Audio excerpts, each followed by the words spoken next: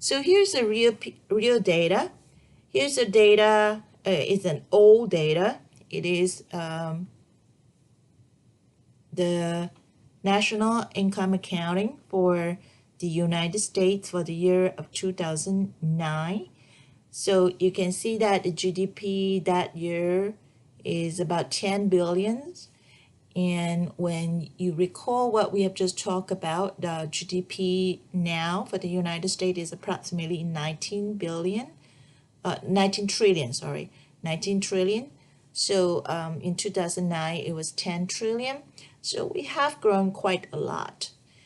So GDP adjusted for depreciation. So by the way, all the figures in the parentheses means subtraction. So GDP subtract, so we subtract depreciation from GDP, we get the net domestic product, and then we adjust for net foreign factor income. There is a minus sign here simply because in 2009, negative foreign factor income was a negative, so net foreign factor income was a negative number. So what that means is in that year, Americans who work abroad brought back less income than foreigners who worked here. So there's a negative net foreign factor income in that particular year. Okay? So as we have just learned, we should get national income after that. Okay? But in reality, it is not that simple. In reality, there are a lot of mistakes, especially when we're dealing with massive data sets here. So millions of transactions, hundreds of millions of data, and so on and so forth. So we are bound to make a mistake. So what economists and statisticians do is that they constantly double checking. So one way to double check the numbers is to use various methodologies or various different samples to check one against the others. So economists and statisticians, they also track different types of income. When they track different types of income earned by domestic inputs, domestic workers, domestic firms, they found out that the national income is $8,772 billion. So what that means is even after we adjust for depreciation and net foreign factor income, we are 70 billion short. But theoretically, GDP should be equal to national income after these adjustments. So we are still 70 billion short. So what do? We chalk it up as statistical discrepancy. So we add $70 billion to that. Okay. Well, a lot of you would think that $70 billion is a lot of money, but remember we are dealing with trillions of dollars here. So 70 billion is actually acceptable. Okay? Because when you're dealing with massive data, we are bound to have mistakes. I mean, people may not report it correctly. Okay? And also there may be some mistakes when it comes to data entry. Some computer programs may have bugs, and then we may have computer malfunctions and so on and so forth, right? So we'll chalk it up as statistical discrepancy. However, lucky for us, in this classroom setting, we live in a perfect world, and you are never gonna be asked to calculate statistical discrepancy in this class.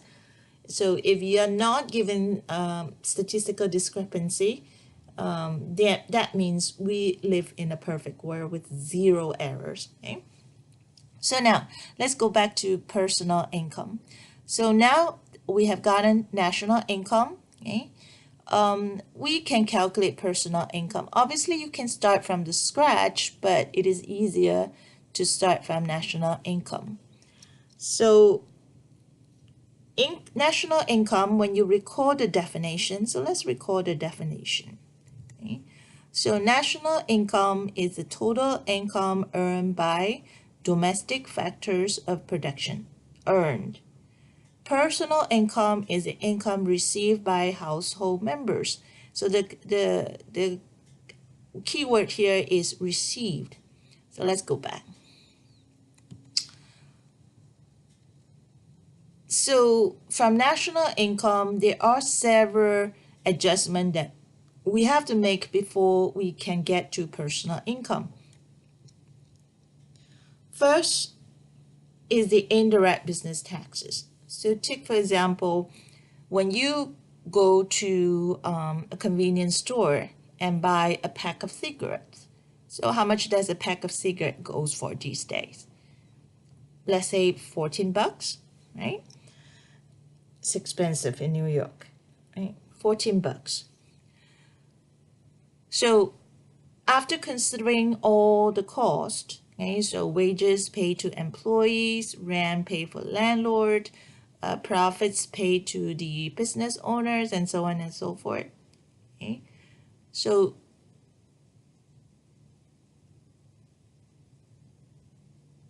let's take a step back. Let's ignore the cost. Okay, so $14. So $14. Do you think the convenience store gets to keep the entire $14? The answer is no, right? I mean, a lot of us know that we have to pay sales tax. So that sales tax is not going to be earned by, is not going to be received by anybody because it's going to the government. It has been earned, so it's included in national income, but it will not be received by any household members, including the business owners himself. Okay? So we have to adjust for that. So we subtract indirect business taxes from national income. So indirect business taxes is just a general name for sales taxes. It includes sales taxes and also other kind of taxes such as taxes on production, taxes on imported goods and services. Okay, so now we can talk about cost. Okay, so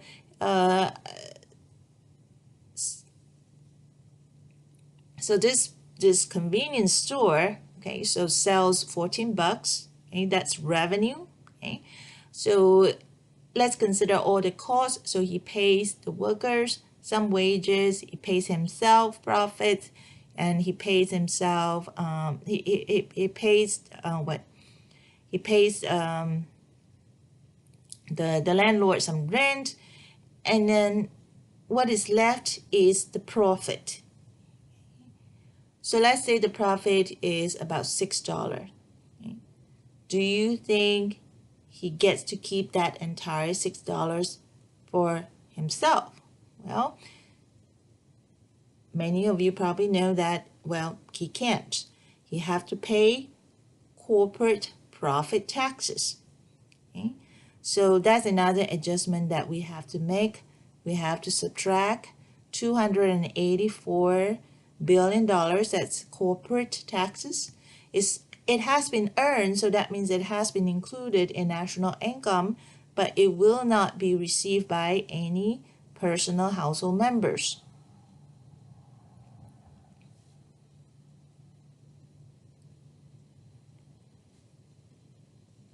Okay, so the next thing is, well, we have talked about profit now. So when corporations have profits, do they distribute the entire amount of profits back to the owners or the shareholders? Okay. Once again, the answer is no. A lot of you have taken accounting courses, so you know that there is a term called retained earnings.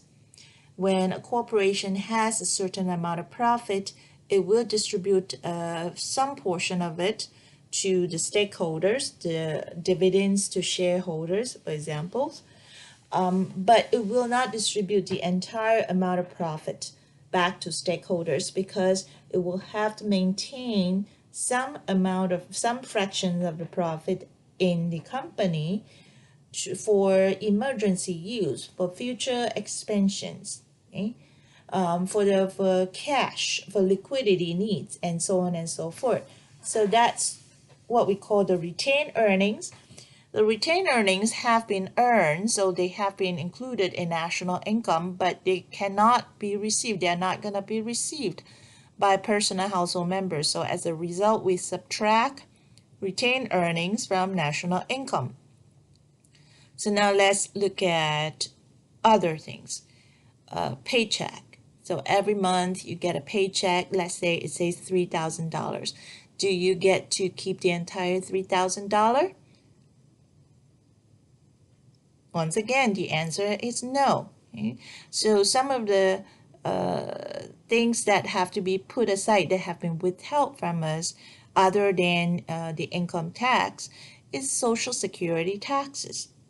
Okay? So they have been earned, once again, they have been included in national income, but they are not going to be received by personal household members. Okay? So we will subtract the Social Security taxes from national income. Another thing that we have to adjust for is transfer payment.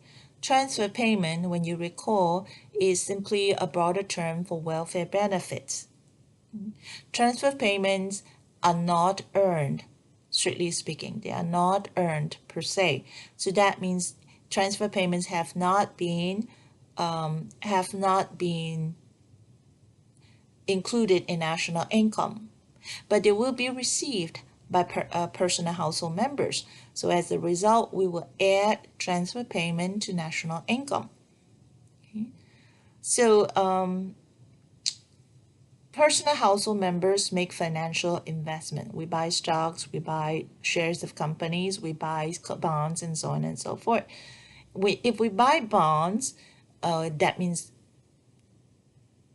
we will collect interest, we'll receive interest.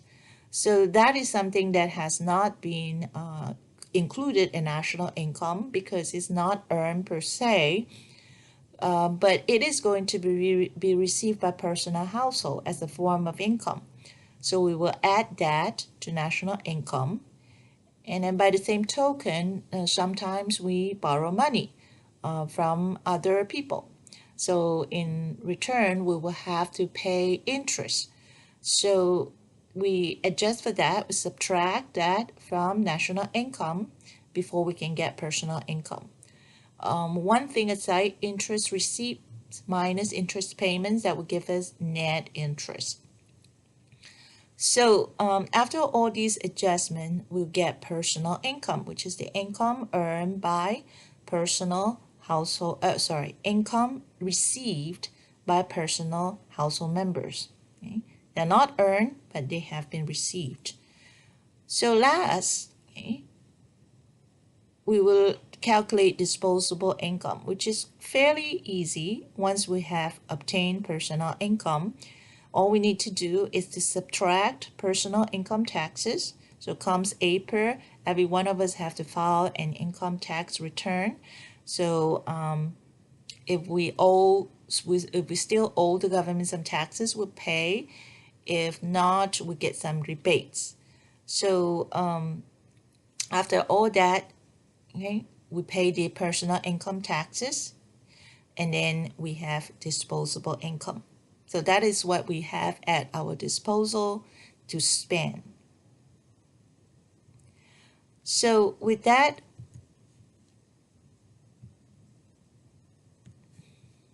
the last thing I want you to do is to look at the real data. So the government agency that is in charge of collecting and calculating data, the GDP, income, and various measures of income is Business Economic Analysis Agency, Bureau of Economic Analysis. Okay. So that's bea.gov. So let's go to Tools, and let's choose Interactive Data, and GDP and Personal Income. Okay. So let's begin using the data. So domestic product and income. We want to find the relationship between GDP, national income, and personal income. What do we have here?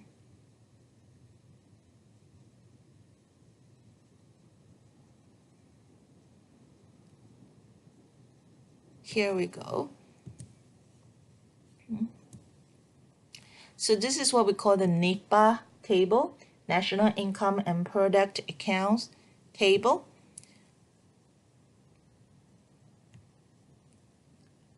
I would like you to spend some time on each item in this table and see whether there are any differences or any similarities with what we have just talked about.